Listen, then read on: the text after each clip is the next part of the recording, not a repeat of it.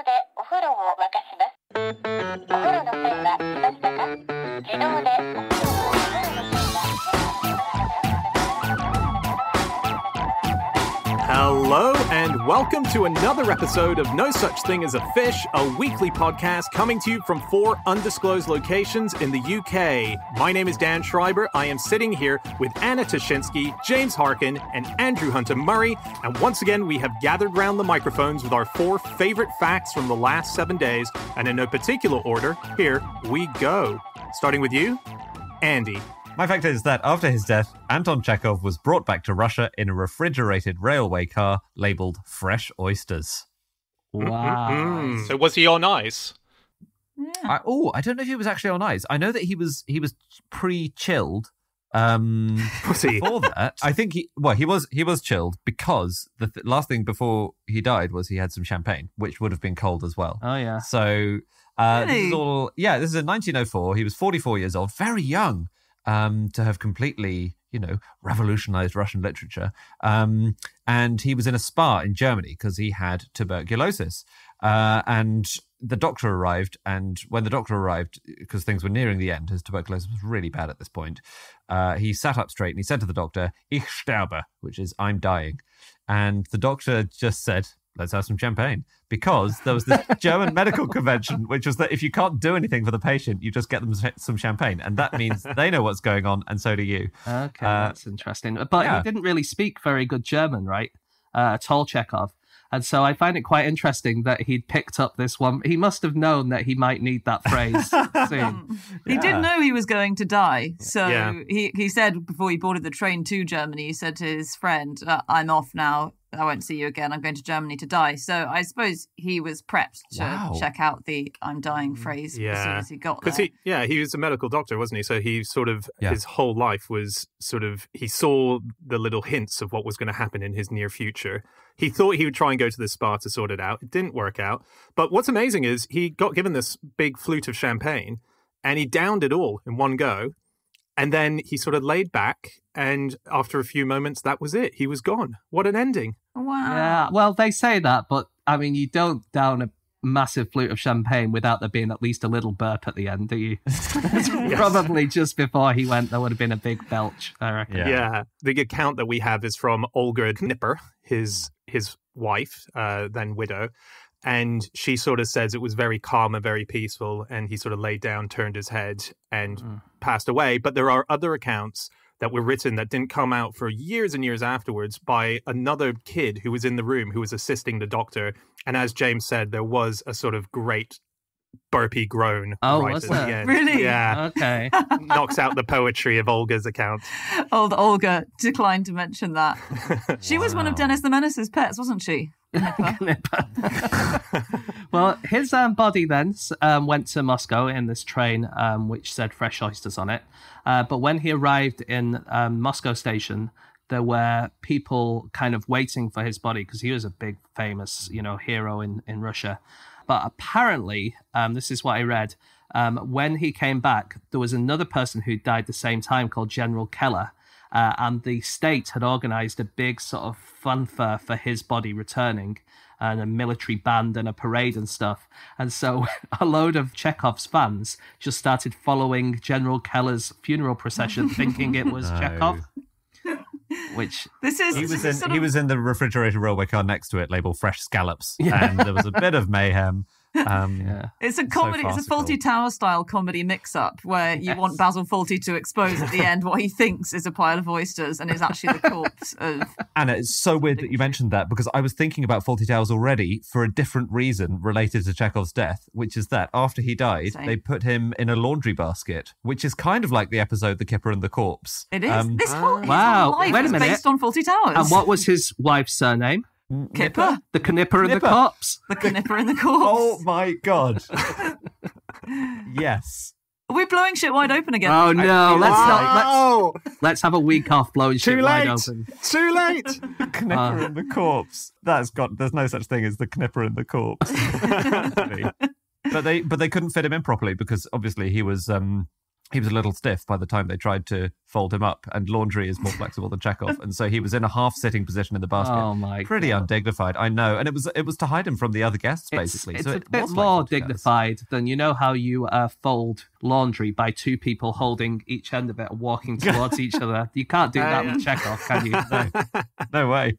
But it's really nice. There's a witness account of someone accidentally passing them as they were trying to sneak Chekhov out in the laundry basket. Yeah. And he said, I walked behind the man carrying the body. Light and shade from the burning torches flickered and leaped over the dead man's face. And at times, it seemed to me as if Chekhov was scarcely perceptibly smiling at the fact that by decreeing that his body should be carried out in a laundry basket, fate had linked him with humor even in death. Oh, that's so nice, because I was just going to say, I reckon Chekhov would have loved that way of exiting, because he was kind of a comedy-loving guy. He would have really enjoyed that, and I suppose that guy saw the same thing. Yeah. He started out as a comedy writer, really, didn't he? And a comedian. He thought he was a comedy writer at the very end as well, but not everyone else agreed with him. Yeah, very confusing. Oh, really? Is that the thing where, like, with the Cherry Orchard, he was insistent the Cherry Orchard was a comedy, and the famous director who put on the first production was Konstantin Stanislavski, who insisted it was a tragedy and staged it as such. And it's kind of sad because it's the last thing that was put on before he died, and Chekhov was furious that it hadn't been interpreted as a sort of a farce. I think it's amazing because you have Chekhov, who's like one of the great short story writers and playwrights of history. And then you've got Stanislavski, who's one of the great theatre producers ever. And, you know, he's where the Stanislavski method comes from. And, you know, when American actors are doing the method, that's basically the Stanislavski method that they kind of brought over to America. So you got two greats who came together, and Chekhov wrote this play. And on the front page, it says comedy. It says A Cherry Orchard, a comedy. And then Stanislavski writes back to him going, I think it's a tragedy, mate. And it's like, how can you say that to the writer? How can you say, I don't think it's a comedy? I think it's amazing. Bold. And then Chekhov wrote, when he first saw this play, he wrote, how awful it is. An act that ought to take 12 minutes at most lasts 40 minutes. He has ruined the play for me. And Stanislavski wrote, the blossoms had just begun to appear when the author arrived and messed everything up for us. So it's like these two greats, and they just couldn't agree.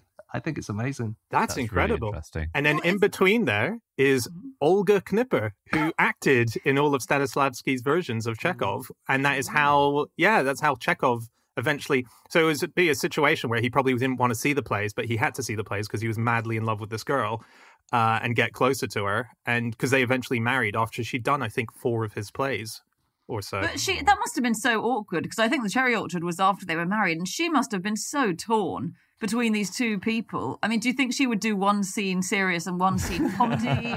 Or... Yeah, maybe whenever Chekhov came into the room, she'd put on a red nose and some big shoes and kind of... Yeah. Wow. She, bizarrely, she acted in the Cherry Orchard in 1904. She was Madame Ranovskaya, who's basically the main part. Controversy over who is the main part. So 1904, and then she did it again in 1943.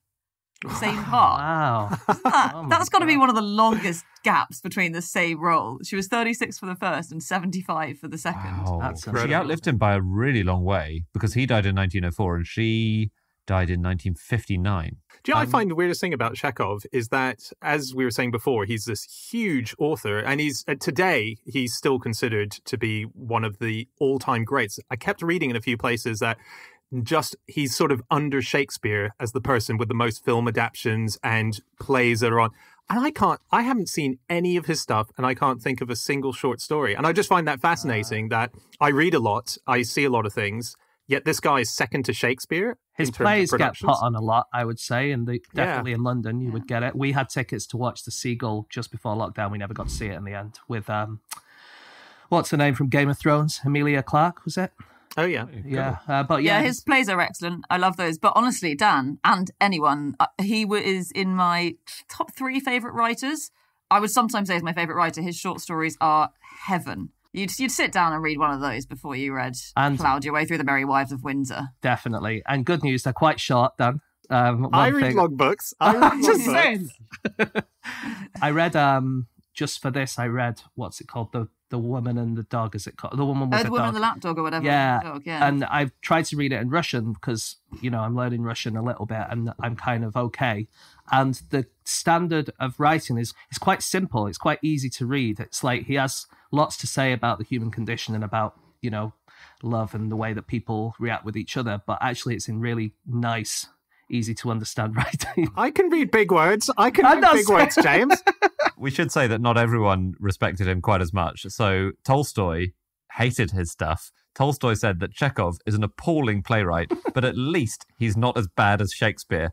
So he was comparing the two, but slightly. He also really hated Shakespeare. So, but actually, they were good mates, weren't they, Tolstoy and Chekhov? Yeah, they were. I think he said that right to his face. He was like, wow. I hate this, but at least it's not as bad as Shakespeare. And he loved his short stories. Yeah. So Tolstoy's daughter said that Tolstoy used to make them read the short stories aloud at dinner and his early funny stuff. And the daughter said that Tolstoy, my father, was usually a good reader, but with Chekhov, he was often quite unable to go on. So infectious did his helpless fits of laughter become. And he would sort of laugh until he cried. And I think he was one of the people who said, why doesn't Chekhov understand that he's just a great comedy writer? Stick to that. Right. And he just knocked them out as well. That's what I love about them. He decided he wanted to be a writer because he needed to support his family. And it was only over about 20 years that he wrote all these things, like 700 short stories or something. And they were all literally just like, okay, we'll get this out to the Moscow Times, to the St. Petersburg Times. Every month or so, you would have at least 2 or 3 of Chekhov's stories in there. They'd be all under different pen names, so you didn't know they were all from the same person. Well, someone who I've become a bit obsessed off the back of Chekhov now is a lady called Constance Garnett. Now, this is just, amazing. What a remarkable story. So it's really thanks to her that we have Chekhov in the English language, as well as Tolstoy and other great Russian writers. She sat down with a Russian dictionary, having not spoken a single word of Russian until the age of 29, and she translated all of these books. Wow. And that is how the English-speaking world got introduced to all of these people, and just a remarkable person. She is. She's such a weirdo. She just randomly decided to withdraw and devote her life to that. And changed 20th century literature, I guess, because all literature was then influenced by the Russian greats. And she churned it out too. She did like hundreds of Chekhov stories, all of Turgenev, all of Tolstoy's novels, almost all of Tolstoy, all Dostoevsky. Oh my God, I hope she started with Chekhov.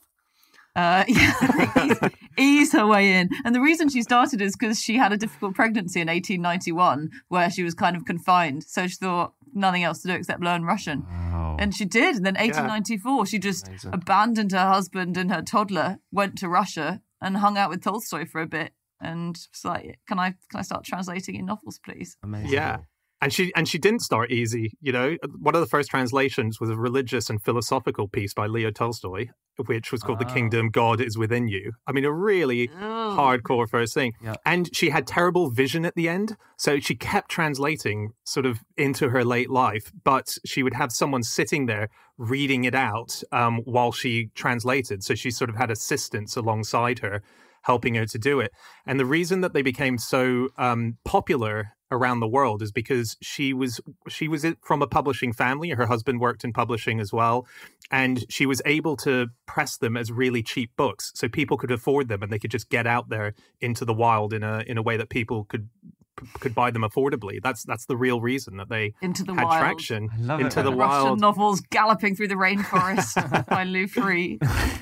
I tried to find if there's a single removals firm in the UK called Uncle Vanya, and I can't find one. Jesus. And I think, what a gap in the market that is. Yeah. What about is there like a really happy tree surgeon called the Cheery Orchard? That's good. Yeah. There's so many gaps in the market everywhere. Are these gaps in the market or just terrible jokes? I'm not sure. I would trust a removals firm called Uncle Vanya. I think these guys are going to look after my books. Okay. His nickname in the UK was Willy Wetleg. Really? No. Why? D.H. Lawrence nicknamed him Willy Wetleg because Willy Wetleg. Just I don't know why. But audiences in the UK were not wowed by early Chekhov plays because they didn't like the lack of obvious plots or clear meaning. Some of them are quite non-committal, and there isn't a definitive answer. That's right. I read a review in the Daily Express from the time which said that The Cherry Orchard was a silly, tiresome, boring comedy. There is no plot. The orchard is for sale, and certain dull people are upset because it must be sold. Wow. It's a decent summary of the plot. Oh. Is it so this is coming from someone who, as I say, hasn't read any of Chekhov. Was the idea that it was all character studies and just amazing dialogue and sort of insight into the human condition? I mean, there's quite a lot of social commentary, a lot of stuff about kind of aristocracy. Can we spoil the cherry orchard, or are we going to get in trouble for that? I don't think we're going to go for the ending. Okay. There's big messed up families having crazy philosophical debates and then shagging each other and getting angry and making up. Stuff like that, It's like Neighbours. We haven't even mentioned Chekhov's rifle or Chekhov's gun. Oh, yeah. It's impossible to find out if Chekhov actually owned a gun, because whenever you Google the phrase Chekhov's gun, it only comes up with the dramatic principle that he kept saying, which is, if there is a gun hanging on the wall in the first act, it has to go off in the second. And he said different versions of it, but that's broadly it. Don't introduce a plot element that's a big, heavy thing and then not play it out. But I kept on trying to find out if he did have a gun. Yeah, and why? What? Why? Why try and find that out? Yeah. Well, I think that's interesting. It's relevant. Did he have Chekhov's gun? Was it real? Gun? Yeah. Was he, could he really talk about guns, or had he never seen one in his life? And he's, Exactly. Was he bluffing? Yeah. Sorry for trying to do my homework, Dan. Sorry. Yeah. I don't know why I questioned it. No, I was just curious if there was an extra thing about it that I didn't realize. Here's a pointless fact about Chekhov. The seagull in Russian is chaika, it's called. That's Russian but it's not Russian for seagull, it's just Russian for gull. Because actually the play is set in the middle of Ukraine or Russia, nowhere near, 1,000 miles from the sea. And so, we just translated it as seagull, but really it should be gull. That's probably bloody Constance Garnett, isn't it? Bringing her seagull-based thinking. See, that's a good fact to look into, Andy. That's the kind of thing you should be focusing on. That will absolutely delight ornithological fans, because, of course, there is no such thing as a seagull. Yeah. And there's no such thing as the seagull either. Yeah. There you go. Nice. Yes. Did you guys spot that thing about the theory that he didn't die of tuberculosis and how they've been looking into? They've reopened the case. They've reopened the case. Have they? No, but I'm into it. Come on. This was a thing whereby... Did he drown in a bed of oysters? Suffocated in some laundry basket. He supposedly died of a brain hemorrhage. And this was scientists took some proteins that were on his shirt and they analyzed it, and they think what showed up sort of suggests that the tuberculosis was a lifelong thing that he had under control, that it was manageable, but actually he was suffering from huge pains of a brain hemorrhage. And so they just analyzed this is only a few years ago that they managed to get these samples, and that's the new theory. Did they dig them up again? Yeah, it's a good question. It was on his clothes, so I assume that maybe the clothes must have been saved as relics. Yeah. Got it. It's not what you want when someone says of a historical character, he actually didn't die this way. What we want is he was murdered by his furious lover. Yeah. By a gun, which may or may not have belonged to him. If they accused his wife of killing him and she didn't really, she could say, I was done up like a knipper. Oh, my word.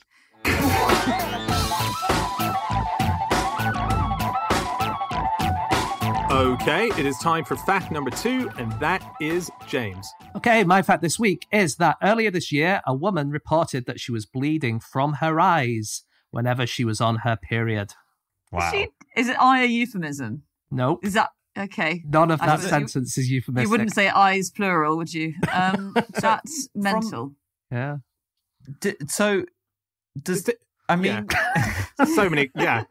I'm just waiting for the questions and then I'll tell you, but... Okay, can you buy eye tampons? You cannot buy eye tampons, no. Oh, well, then I feel really sorry for Is it the same blood that's kind of travelled through the body and up out the eyes? Okay, like if you squeezed her by the tummy? That started off as a reasonable question, so I'll answer it. So there is a thing that can happen called vicarious menstruation. And it seems to be a kind of hormonal thing. We're still not exactly sure why it happens, but it means people can bleed from different parts of their body when they're on the period. So people have been documented as bleeding from the nose, that's quite common, like nosebleeds, the nipples, the intestines, the skin, things like that. It's extremely, extremely rare. But earlier this year, this is a report in the British Medical Journal. There was a 25-year-old who visited an emergency room, and she was having blood coming from her, like near from her tear ducts when she was on her period. And there's also a thing called hemolacria, which can make blood come out of your eyes. There's lots of different things that can cause that. So that could be caused by, abnormality in the sinuses, problems with the tear ducts. There's lots of things that can cause that. But the doctors went through everything that could have been and realized it couldn't be any of those things. And they think that this is vicarious menstruation and hemolacria put together. And this is the first time that it's ever been reported in any medical journal. Now, it seems to be quite benign. They can't see any other problems from it. It's just a thing that happened. They gave her some hormonal therapy and it has gone away. So it seems to be a hormonal thing like the vicarious menstruation would be. But that's it. This is a thing that happened. Extraordinary. So it's not her womb wandering around her body. We're not about to say Aristotle was right. We're not going to say that. Oh, that would have been the biggest shit to blow wide open of all. Everything. Apparently, I've read that there was a 1995 study that found that 18% of fertile women do have some blood in their tears. Is that right? Trace amounts of blood, yeah. There's 7% of pregnant women, 8% of men, 18% of fertile women, and then post-menopause, no women have it. Oh, I see. Wow. So it It's a comes... small study, but... Interesting. So you can cut down that phrase, blood, sweat and tears. You can just say blood and sweat. Or tears and sweat. Yeah, Yep. definitely. That's good. That's going to save us all some time. Well, I did also say that some people can sweat blood due to vicarious menstruation. So you could just say blood. Oh, Yeah. Oh, great. much easier. If anyone ever says to you blood, sweat and tears, just go, it's tautology, mate. Wasting your time. Do you think, and I'm sure you don't, that groups of women living together start to experience synchronized menstruation? Oh. It's what people say, but I think I've read things that say that that's not true, but anecdotally, so many people, whenever I've said to them, have said, "Well, it is true." So I don't know what you're talking about. yeah, So- I saw that as well. It's medically, according to the reports, not true. I know Exactly. so many women who've told me that that's what's happened with them. So Well- who do we believe? yeah. I think the larger, more recent studies which say it doesn't happen. But I reckon that's what they were saying to Aristotle back in the day, weren't they? They're saying, I've spoken to lots of women and they say that their wombs do not move around their body. And you're like, nope, this is what the scientists say. Studies have shown. Yeah, I think the largest and longest studies have found no evidence for it. There is plenty of random overlap that might be seen as synchrony if you look at it through a shorter time window. So there are plenty of reasons why you might think it is happening, but no, I It's think it, confirmation bias. I think it just overlaps enough that every 4 months that happens and they go, oh my God, we must be synchronizing. Right. Okay. but it does happen with lions. That's the key. So maybe What? everyone Is you've it? asked has actually been a lion in disguise. Do you guys think, and I don't think you do, but do you think that bears are attracted to menstruation? Ah. Attracted how? Just as in Section. come closer towards Yeah, them? yeah. Well, Fenella's cousin was once told to escape a forest because the guide found out she was menstruating and was like, "You got to get out of here now." And they just And left her on her own to just she had what? She had to leave the wood, and her husband stayed because he was like, "No, it's a never cool camping found trip." again. She's now living in a gingerbread house. Wow, really? That's amazing. And what did she get attacked by a bear, Dan, No, on the way out? no, because I have a feeling James is about to say that that's a myth.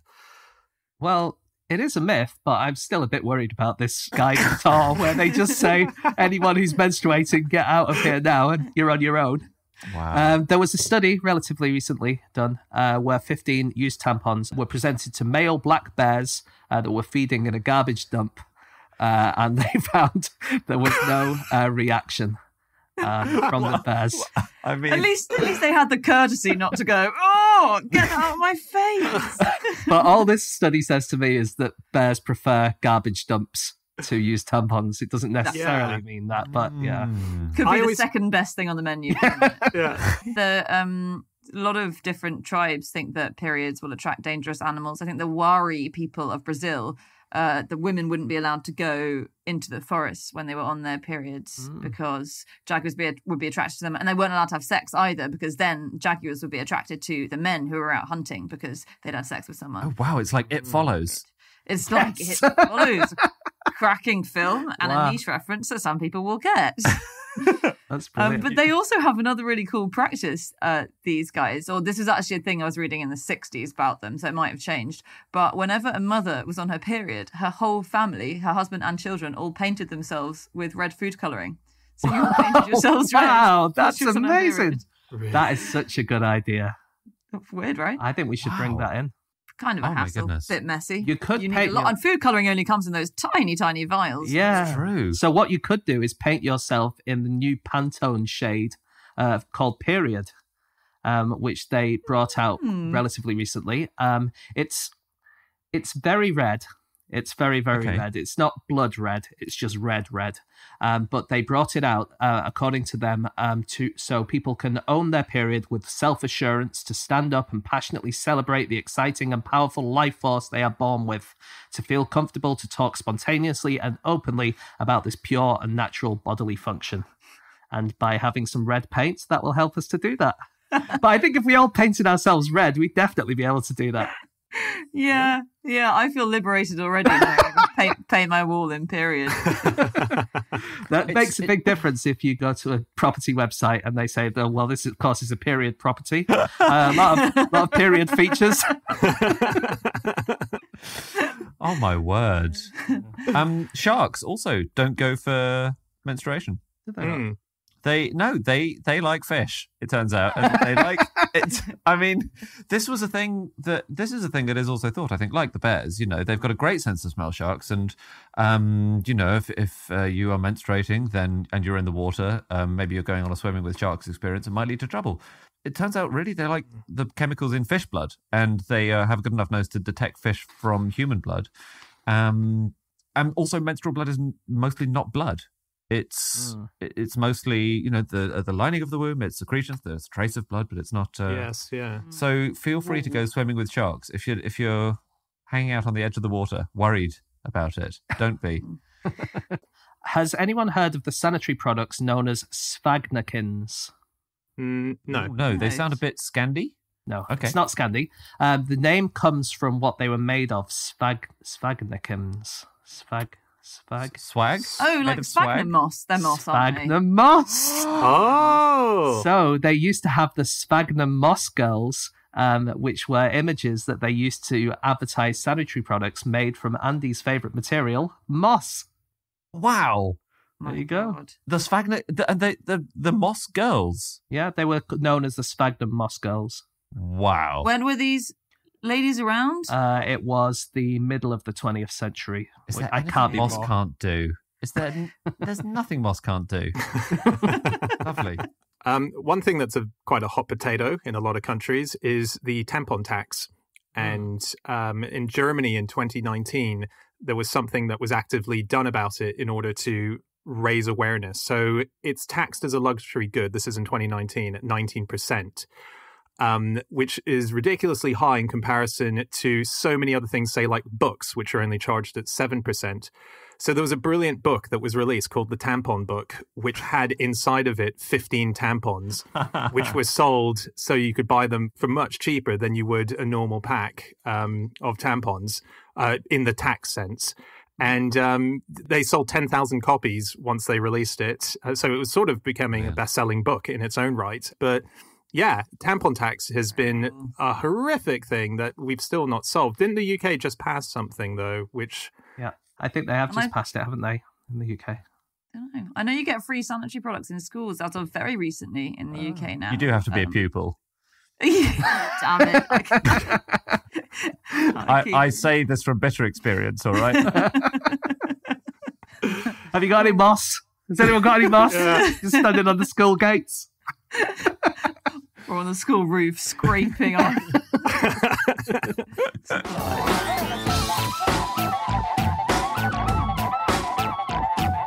Okay, it is time for fact number 3, and that is my fact. My fact this week is that touchscreens can now be operated using muffins. Oh, wow. Finally. Well, okay. So this is a discovery by a scientist in Belgium called Florian Heller. And he realized that the electrical field of a capacitive touchscreen could be altered by using different materials. So usually it'd be your finger or it'd be a type of metal, hence styluses. And he discovered that if you used a fresh out of the oven muffin, that the moisture was enough and the humidity was enough that it could be electrically conductive to this particular type of screen. Okay. So it can recognize it being touched. And that's the kind of one that you have on your phone. Most of them will be capacitive, aren't they? Capacitive, Yes. yeah. I did then spend most of my research time going around my bedroom seeing how many objects work with Me my too. touchscreen phone. And now we didn't Actually, not round your bedroom, round my house. I did wonder what the heck you were doing in here. Go on, there was nothing surprising. It's not very exciting. I mean, it's obviously stuff that conducts electricity. Although I was quite excited that my spider plant does. Wow. So Really? if my spider plant became conscious, it could hack into my phone. Okay, let me give you some examples Wow. and see if you can guess whether they work. A grape. Yes. Yes. Yes. Yeah, all right. Plum. Yes. No. Yes. Oh, I think you're kind of right as a group because it did work, but it didn't work very well. A piece of alpaca poo. No. Oh my God, you Yes. opened up our trophy Yes, in order to so- test this? A year or so ago, we got an award in Vienna, which was a small vial of alpaca poo. I opened it up and took up one of the little currents of poo and tried to use my phone with it. Did it work or did it not work? I'd say yes, there was a current with your current. Yeah? It did not work. Oh. Didn't work. Too dry. Pressure. An egg. Which fried, bit of the egg? The scrambled, shell? boiled. Yeah. Just an egg. Just an egg from the fridge. Oh, no way. No. Not in shell. Not in No. shell. You're right. A damp egg. No, I don't think that's I'm going to say yes. Oh, definitely. Yeah, I I did it. yes. Put a Okay. bit of water on the egg and it worked. So anyway, nice. thanks for listening to my TED Talk. That's things that... Wow. What an insight to your brain that you went from egg to damp egg. Like most people Horrible phrase. would have moved on to the next object. But one thing that's really interesting, and I did try this in my house, but actually I read it on the internet, is a battery. So if you try and use a battery to operate your phone, it will only work if you use the negative side of the battery. And if you use the positive side of the battery, it won't work. And that is the explanation, really, of how these things work, because you have a tiny little electrical difference in your finger. And that's what the phone can tell. It's very, very slightly charged your skin, and that's how it can tell the difference.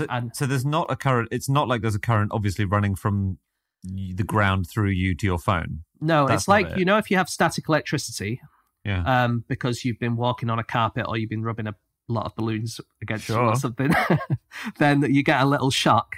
Well, that shock actually happens all the time. You always have that kind of tiny difference in electricity in your body, like the inside of your body is positively charged and the outside of your body is very slightly negatively charged, and that's what the phone can tell.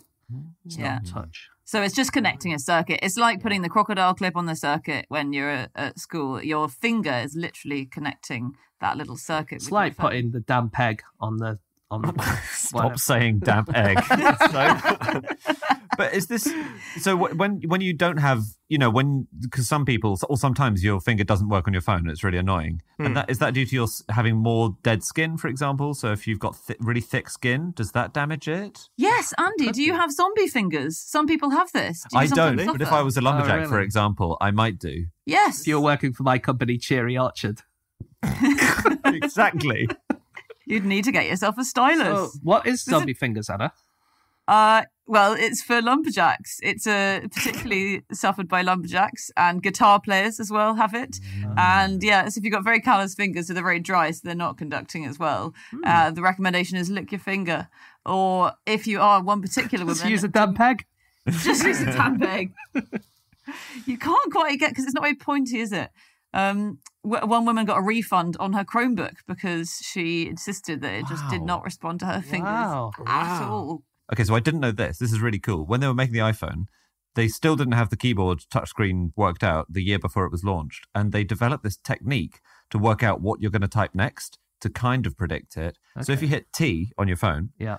the phone, they know that you're likelier to hit H next because of the word the, for example. And there are all these probabilities they can work out. So when you've hit T, what they call the hit region around the letter H on your phone keyboard, it grows a bit so that so it stays the same size to your eye and on the screen, but beneath it, the technology knows that. So there's this hit region around H, which swells a bit. And then once you've hit TH, the hit region around E will swell a bit. So there's this quivering, pulsating map that we can't see. What if you wanted to write tug or something? Like, does it mean you're more likely to make mistakes with more unusual letter pairs? Or? I think that's what it means. But fortunately, we don't write tug much. So there are no words, are there? There are no words that begin TG, I don't think. No. I might try typing TG on my phone now. What if you were typing the word catgut? That's got a T and a G. Nice. Brilliant. I actually type that more often than the word the. Technology, it should have brought up. Do you know who invented the touchscreen? Who? No. It was a man called Bent Stumpy. No. Bent Stumpy. What a first name for Mr. and Mrs. Stumpy to give their son. He was an engineer at CERN, and he was working with someone called Frank Beck, and Frank Beck asked Bent Stumpy to solve the problem to build some hardware for an intelligent system which in just 3 console units would replace all the conventional buttons and switches. Sorry, I was just reading that. But basically, they wanted to get rid of all the buttons and switches and replace them with a new system. And Bent Stumpy went away. And a few days later, he came back with 3 different solutions. One was a trackball. One was a programmable knob. Don't know exactly how the knob was programmable. And the other one was a touchscreen. Wow. Really? Yeah. He should be the Steve Jobs of the time. They probably said to him, listen, we'd love to make you global famous, but the name's just not going to work, mate. No one's going to buy this product. Yeah. And he wouldn't give it up. He wouldn't give up the name. No. Stumpy is That's Stumpe. I think it's Stumpy. It could be Bent Stump. I'm not sure. I think Bent Stumpy. Much better. That was the only option he offered them. He was like, okay, I'll make it Bent Stump. My final offer. The first time that was used was in air traffic control, right? When that came along, and then it just wasn't used in anything else for 30 years. So it was in 1960, literally the mid-60s, 1965, and air traffic controllers used it, and they called it a touch wire display. And it must have been so advanced. In 1966, as an air traffic controller, there was one wire that's attached to a computer that's getting into information about when all the planes are landing and what time and what platform or whatever runway platform they land on. And then the other end of the wire would connect to the screen, and then the bottom of the screen, wherever you touched it, would touch a specific bit of wire that would transmit information back and forth. And they were doing this for 30 years, and yet it wasn't until really the 80s, the late 80s, 90s, that it was incorporated into other tech. It's amazing to think that Jimi Hendrix could have used a touchscreen if he had worked in air traffic control. But he couldn't have, because he was a guitar player, so they wouldn't have worked with him. Oh my God. Alice fingers. Brilliant, yeah. Stuff on muffins or not? Ooh, if you've got, yeah. So the British Museum might have been established as a result of a muffin. What? So you might know that the British Museum was established by Sir Hans Sloane. After he died, all of his collection were put into this new museum because he had been collecting these loads of weird things like antiquities, rare books, all sorts of stuff. He kept them in his house, and then when it got too much in his house, he bought a house next door and put it all in there. And he had loads of friends, loads of famous friends who would come and have dinner with him and have a look at his amazing stuff. But once he was visited by Handel, and Handel apparently put a buttered muffin on one of his rare books.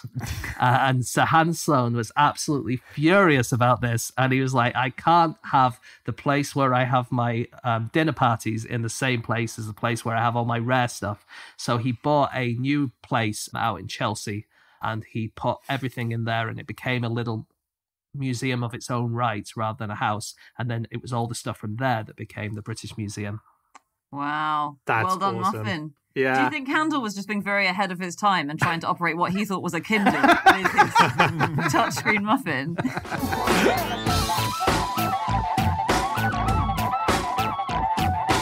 Okay, it is time for our final fact of the show, and that is Anna.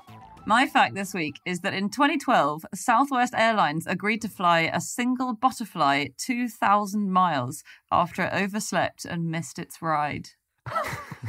Oh, it's adorable. It is. What a good service to have offered. This is a problem had arisen with this butterfly, spotted by a woman called Marilyn Manos Jones. She was in Albany, New York, and she saw in her garden a monarch butterfly.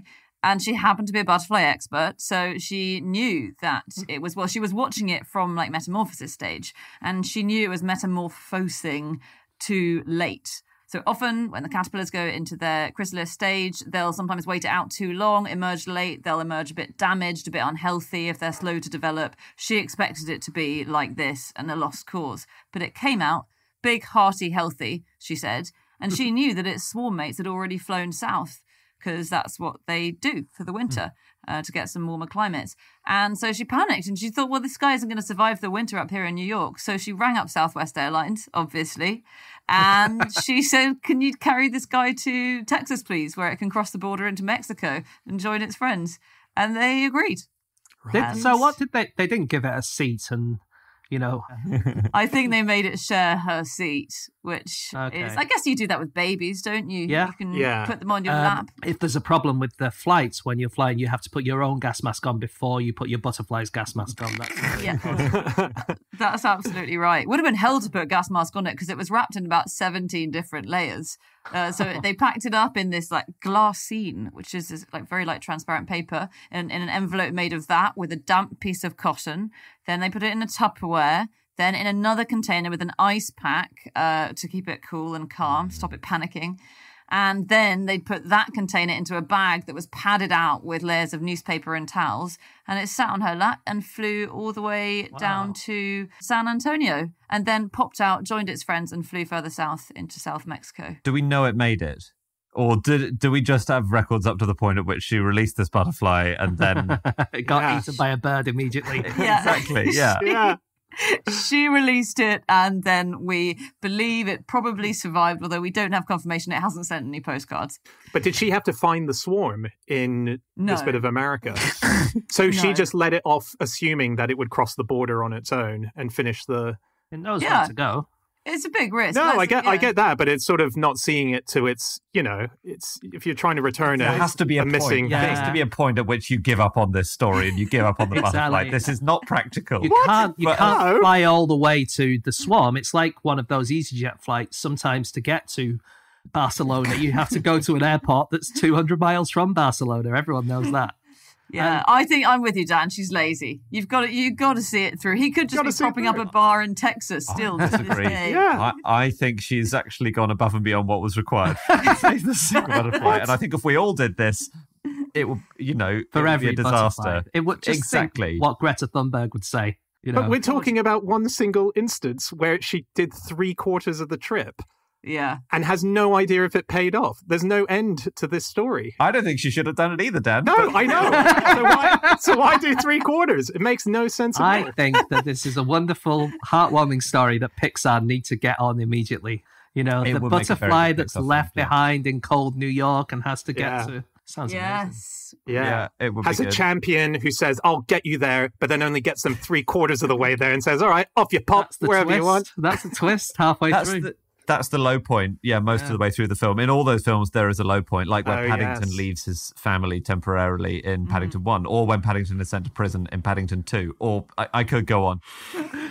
You can get, we must have said before that you can get butterflies that drink tears of animals, but also humans. But you also get blood feeding, sweat feeding, and tear feeding butterflies. So for these butterflies, that woman who was bleeding out of her eyes, it must have been... It's a banquet. It's a banquet. Banquet. It's a 3-course meal. It's one of those world buffet grills where you have 20 different cuisine styles all served at the same buffet. Exactly. The blood ones are quite interesting because they will actually pierce your skin. Like to get your blood. Generally not with humans, generally with other animals, although it can happen with humans. And what they think is they evolved from fruit-eating moths and butterflies, and they would pierce the skin of the fruits to get at the juicy stuff inside, and they evolved into blood-drinking moths and butterflies. So will they just be drinking the blood of little ants and stuff? Usually? No, they'll drink proper. They'll drink proper mammal blood for sure. It's only the males who do it. And it's same with tears, actually. Only males will drink the tears of animals. And that's because they're trying to get the sodium from the animal, which can be in the blood or in the tears. But the females, they get their sodium directly from the male during mating. So they don't need to get it from the other animals. They get it through You get secondhand. They get secondhand sodium. Yeah. Cool. I read this amazing thing about monarch butterflies, which astounds me. And this is part of actually their big migration that they do when they're going south. And it is the fact that they have to, at one point in this huge journey, they have to cross Lake Superior. And Lake Superior, biggest lake in the world, it's ginormous. And that is a huge moment of the trip where they really have to go gung-ho on it. And this really odd thing happens that biologists have been looking into for quite a long time, which is they all fly in this sort of straight line. And then out of nowhere, they take a turn to the east and they fly east for a while. And then they turn back, flying south again. And they haven't known why, and they're still not completely sure. But the latest theory is that it's a memory of the past from old days when they were traveling down. And there must have been a jutting out mountainous bit in Lake Superior. And it's a memory that this is where we take a right. I remember when we used to go on holiday when I was a kid, and my dad would drive us many, many hundreds of miles to where we were going on holiday. And he'd always be driving around going, I'm sure there was a service station around here. Yeah. Exactly. So they think there was something there that was blocking the path for generations and generations, and then it went, but they still in their head go, oh, this is where we take a right to get away from the blocky thing, even though nothing is there. There would be evidence, wouldn't there, that there had been a mountain here or something? Yeah, I mean, there would be, right? You'd think, but they can't explain. They just don't know why they take a right there. That's amazing. Yeah. Wow. That's so cool. The species evidence of a previous mountain that must have been missing for a while now. Yeah. It must be some thousands of years. Where's it gone? Yeah. That's very cool. I wonder who's in charge of the sat-nav there. Who's jabbing the muffin at the sat-nav. I don't like jabbing the muffin at all. That's a phrase. So how many butterflies do you think there are in the Natural History Museum? Dead ones, I mean. Okay. I guess. 3. 1,000. Oh, come on. 3,000, 3. 25. It's 50,000. 50,000. You're going to have to go quite a lot higher than that. Oh, okay. 500,000. Keep going. 7 million. Keep going. 100 million. No, you went too far. There are Bound to happen. 8,712,000 dead butterflies and moths in the Natural History Museum. They're in the glass-fronted cases that, if laid out on the floor, they would cover around 30 football pitches, which is about 10 times bigger than that ship that got stuck in the Suez Canal the other week. My word. Which at the moment is a very on-topic reference, but probably in 2 weeks' time everyone will have forgotten it. The collection began with Walter and Charles Rothschild, who are amateur entomologists, and they gave more than 2 million butterflies and moths to the Natural History Museum. It's too many. You don't want that many. Well, maybe, but Walter Rothschild used to say that of the 2 million, more than 2 million butterflies, he didn't have a single duplicate in his entire collection. Oh, come on, Walter. It can't be true, right? I've got packets of football stickers with a duplicate in the same packet. It can't be true. 2 million with no duplicates. Amazing. Wow. That's so good. Absolute rubbish. Some of them have bullet holes in them, don't they? Because Do they? this is how they used to collect butterflies in the olden days. Yeah, even at the turn of the 20th century, even they were still doing it. Wow. So the specimen that the Natural History Museum has of, for instance, the largest butterfly in the world, was collected by shotgun in 1906 by a guy called Albert Stuart Meek, who sounds not very meek if he's going around machine gunning butterflies down. How big was it, Anna? Because you can get quite big butterflies, right? This one has a 20 centimetre wingspan, and the biggest of its kind has a 26 centimetre wingspan. That's big. That's very big. Quite big. It's a biggie. Yeah. Still feels like a shotgun would obliterate it. They use special ammo. I mean, I'm sure you could just get a net. It feels like using a sledgehammer to crack a nut, but they use special butterfly friendly ammo, not friendly to the butterfly itself, but friendly to the shape of its wing. Wow. There are people who aim to wipe out butterflies, like the New Zealand government. Oh. They are New Zealand is the first country to eradicate a butterfly within its own territory deliberately. A single species or all? A single species called the great white butterfly, which they eat the rare cresses of New Zealand. I didn't know that was a problem in New Zealand, but get this. Out of 79 kiwi cresses, 57 are at risk of extinction, and these bastard butterflies are eating them. So the New Zealand government said, no, we are going to destroy this butterfly in New Zealand, because it's plentiful elsewhere in the world. So they conducted 263,000 searches. They offered a bounty of $10 for every dead great white butterfly you turned in. What if you don't like bounties? Then you get a galaxy or a twirl. Nice. And they released wasps that hunted them. And they did this for about 4 years, this savage butterfly hunt, and they found no more. They declared that they had won. Right. Oh, makes them sound like really bad guys. And I'm happy because the New Zealand government has got a lot of good press the last year and a half. And it's about time someone brought them down as butterfly murderers. Yeah, what year was this? Is this pre-Jacinda, or is this going to be a stain on her career? No, this is 2010 to 2014, I think, that the campaign was happening. Yeah. So it didn't sound very Jacinda. It's not a stain. It's the rare cresses. Think of the rare cresses that are on the verge of extinction. Cress. Of all the fucking things you can kill a butterfly for, some cress. I know.